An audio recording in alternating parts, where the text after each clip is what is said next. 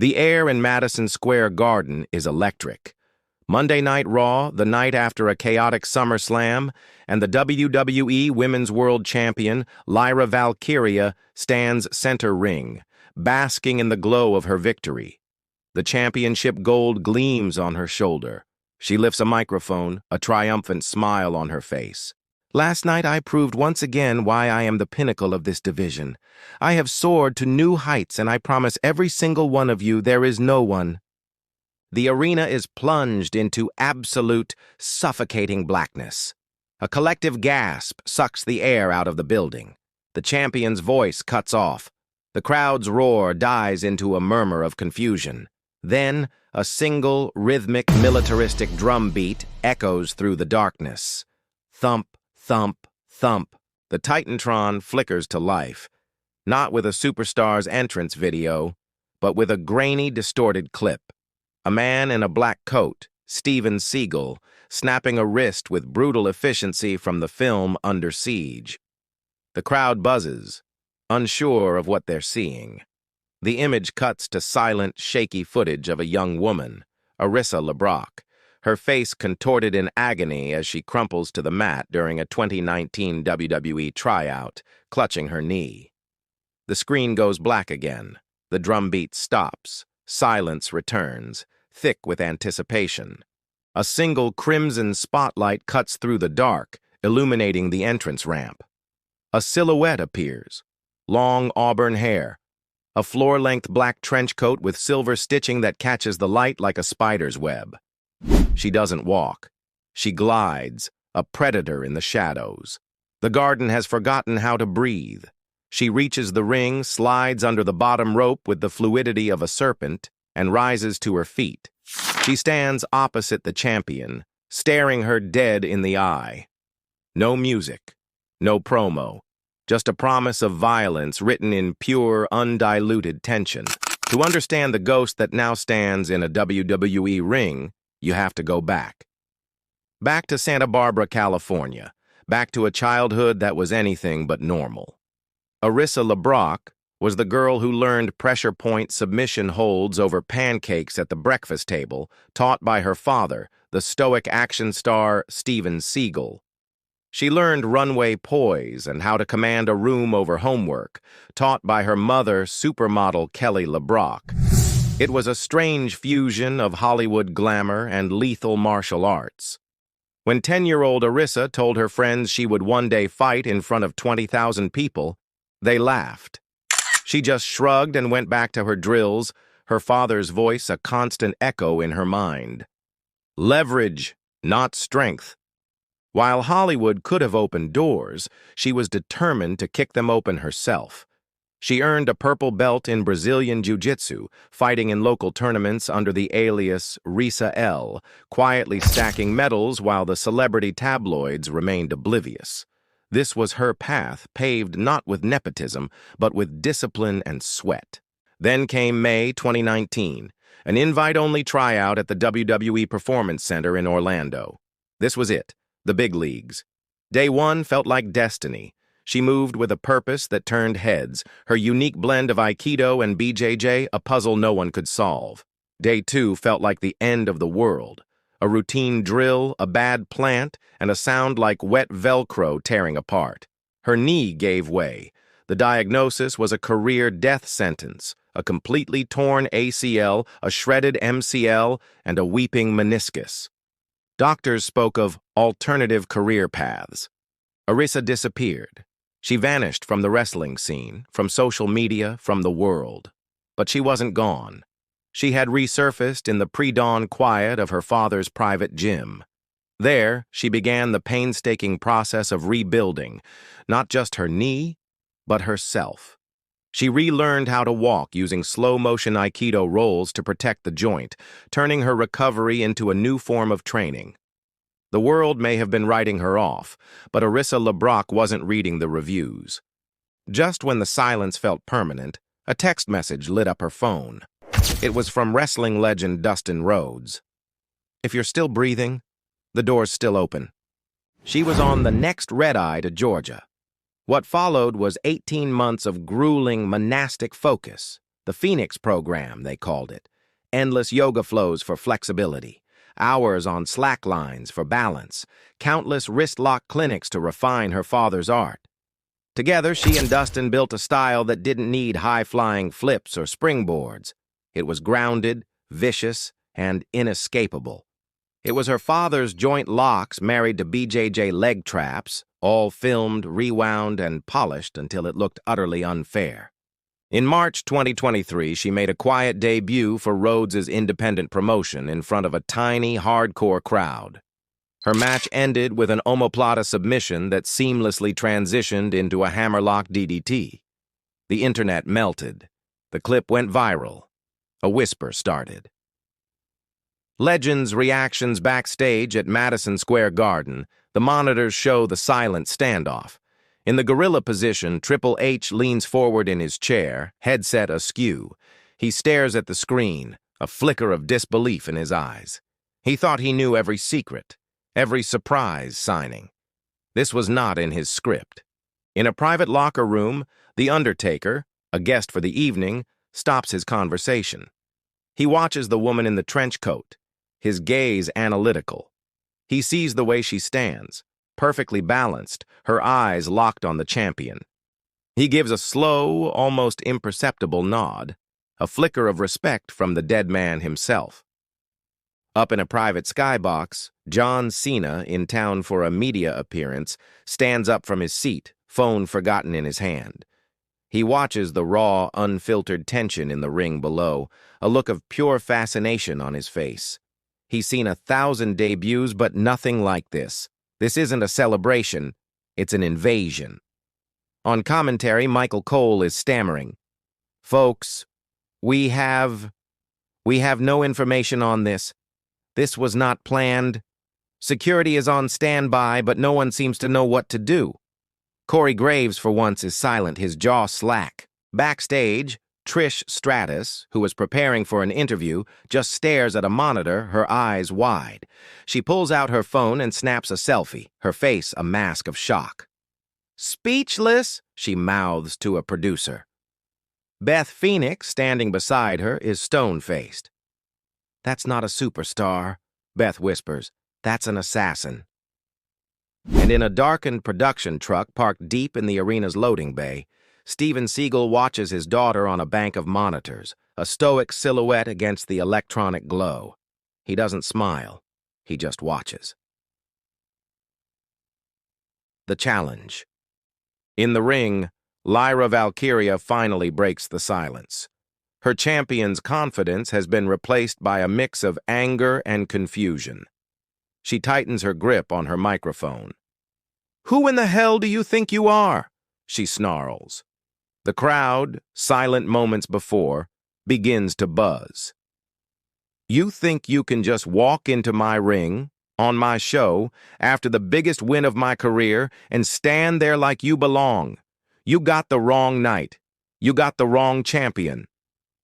Arissa remains motionless, her expression unreadable. Lyra circles her, a predator sizing up strange prey. "Oh, I get it," she says with a mocking laugh. "I recognize you now. You're Steven Seagal's kid. You think that name gets you a front-row ticket to the main event? You think Daddy's movie stunts mean anything in here? This is the real world. This is a real fight." The crowd begins to stir, a low, "Let them fight! Let them fight!" chant starting in the upper deck. Lyra gets right in Arissa's face, close enough to see the cold calm in her eyes. "This ring is my world, and you are not welcome in it, so I suggest you turn around and walk back up that ramp before you get hurt again." The reference to her injury hangs in the air. A low ooh ripples through the audience. Arissa slowly, deliberately reaches out and takes the microphone from Lyra's hand. The champion is so surprised by the placid confidence of the move that she lets it go. Arissa lifts the mic to her lips. The garden falls silent once more. "I tore everything down here once," she says, her voice steady and low, yet carrying to every corner of the arena. "Tonight, I start rebuilding, with or without your permission." The first clash. Before Lyra Valkyria can process the words, Arissa drops the mic. The movement is a blur. Not a punch, not a kick, but a spinning back fist that connects with a sickening crack against the side of Lyra's jaw. The champion crumples to the mat, not just falling, but collapsing, her eyes rolling back in her head. Pandemonium. The crowd erupts. Security, caught completely off guard, starts to move, but they're like pinballs bouncing off the sheer chaos. Arissa doesn't follow up. She simply stands over the fallen champion as officials swarm the ring. But Lyra is a champion for a reason. Fueled by fury and humiliation, she pushes the officials away and staggers to her feet, tackling Arissa into the corner.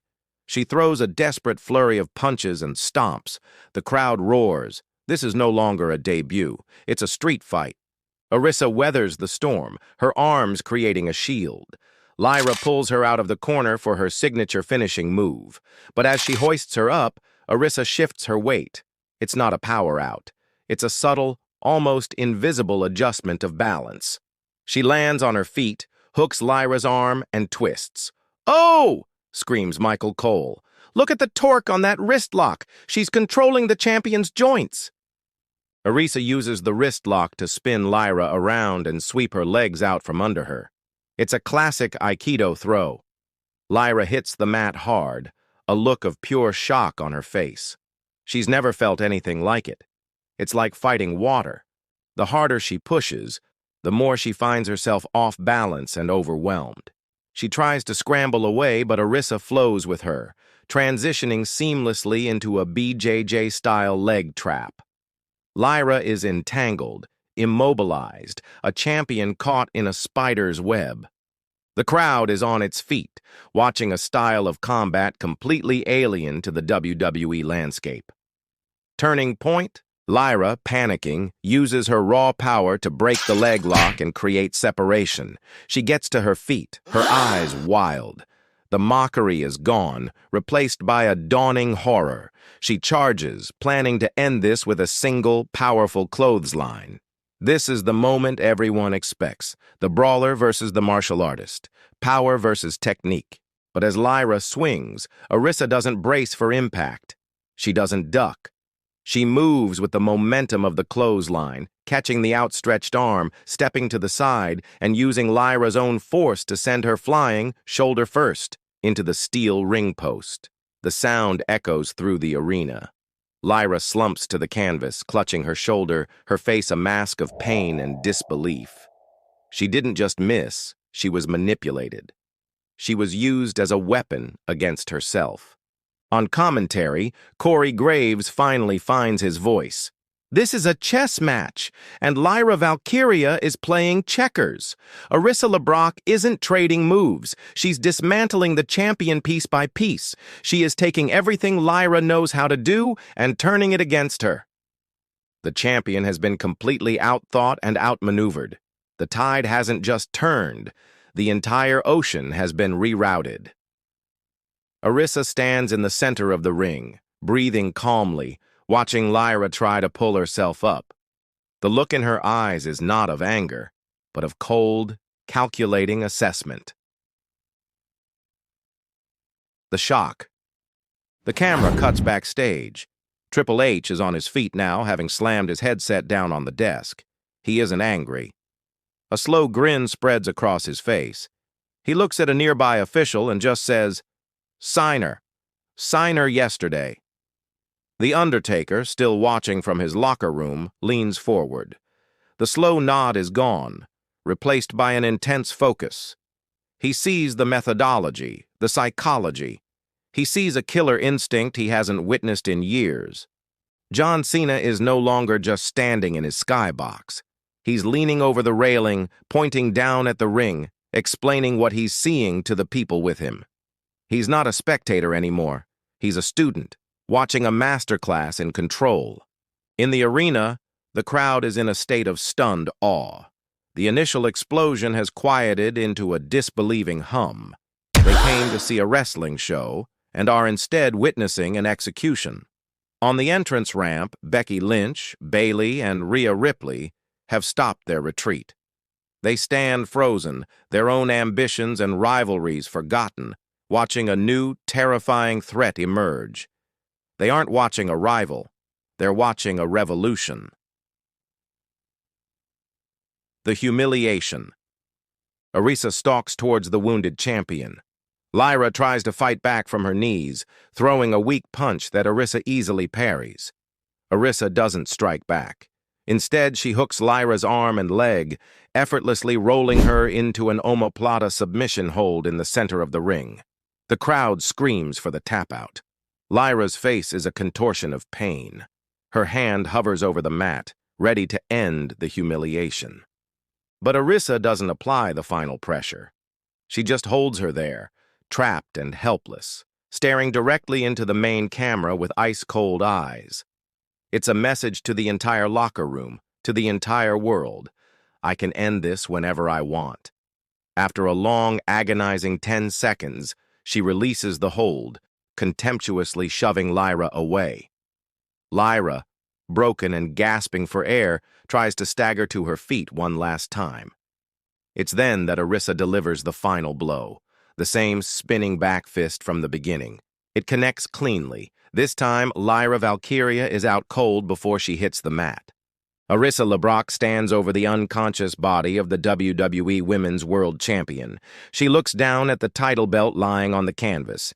She picks it up, not with excitement, but with an air of inevitability. She slowly raises the championship high above her head as if it were already hers. The crowd eruption. The moment the gold is in her hand, Madison Square Garden becomes a vortex of pure noise. The disbelief has given way to a thunderous, primal roar of approval. This isn't just a cheer, it's an anointment. They are witnessing the birth of a legend in real time. Chants of "Rissa, Rissa, Rissa" shake the very foundations of the building. The commentary team is losing its collective mind. "She has laid out the champion," bellows Michael Cole. "Arissa LeBrock has arrived and she has taken over Monday Night Raw." "Forget a statement," Corey Graves yells over the din. "That was a declaration of war. She didn't just beat the champion, she humiliated her, she dissected her, she broke her. This changes everything." The legends backstage offer their final verdict. Triple H simply nods, the grin now a look of predatory satisfaction. In his locker room, The Undertaker allows himself a small, grim smile. Respect has been earned. Blood has been spilled. A new power has risen. Legacy is a complicated thing. It can be a gift, a key that unlocks doors. Or it can be a cage, a set of expectations impossible to live up to. Arissa LeBrock was born with one of the most famous and intimidating last names in martial arts history. She didn't run from it. She didn't hide behind it. She weaponized it. She fell so hard the world wrote her off, a footnote in the WWE tryout history books. But she rose from the ashes of a career-ending injury so high and so fast that now they can't look away. Tonight was not about nepotism. It was not about a famous father watching from the wings. It was about a promise kept to a 10-year-old girl who knew she was born to fight. It was about earning respect in the only way that truly matters in this ring, with your own two hands. She proved that the most dangerous opponent isn't the one you see coming, but the one who has been through hell and is no longer afraid of the fire. At 27 years old, she has already lived a lifetime of setbacks and comebacks. And if her shocking debut proved anything, it's simple. The name Seagal just got meaner, and the WWE Women's Division just got a whole lot more interesting.